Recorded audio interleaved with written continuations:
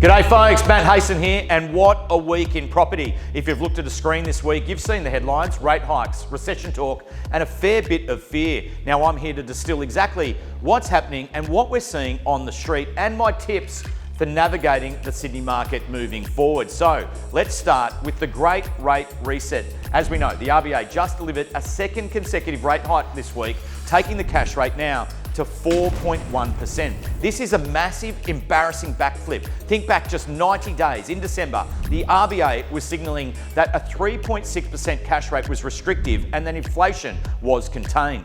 They were wrong. While the RBA sits in their Sydney head office with over 2,000 staff and over 450 people on $200,000 plus salaries, it's 1/3 of Australians with a mortgage who are doing the heavy lifting. Treasurer Jim Chalmers is now warning of a drastic 5% inflation scenario. They're blaming global events and petrol prices, but let's get real. Government spending and fiscal waste are pumping the very inflation they're trying to stop, and they're using a blunt instrument to hammer mortgage holders for a problem they haven't created. But what does this all mean on the street? Before this week's rate hike even landed, the headlines were becoming bearish. The AFR reported fear and anxiety was gripping auctions, and then the final auction clearance rate from SCREM Research landed at just 42%. That's the weakest we've seen all year. Now, over at the SMH, the story was the same. Sellers are flooding the market, but buyers aren't biting. They were citing a 16% jump on listings year on year. Now, sellers, they are rushing for the exit, and buyers are spooked by RBA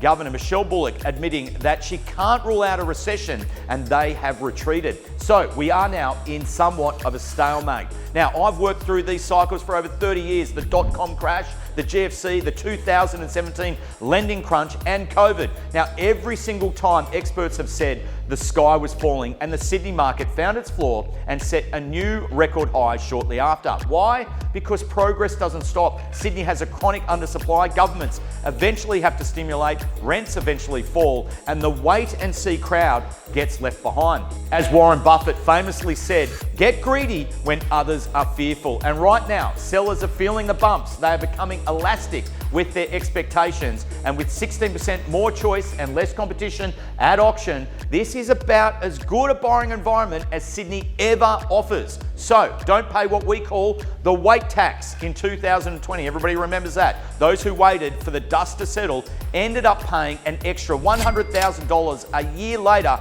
for the very same house. Sydney property is tracking towards a $2 million plus median. The dust never settles on a bargain, it only settles on a higher price tag. Now, that's my take on a big week in property. There is plenty of value on offer. Remember that for those who can see the big picture. Now, I thank you for watching, and I hope to catch you at an open home this weekend.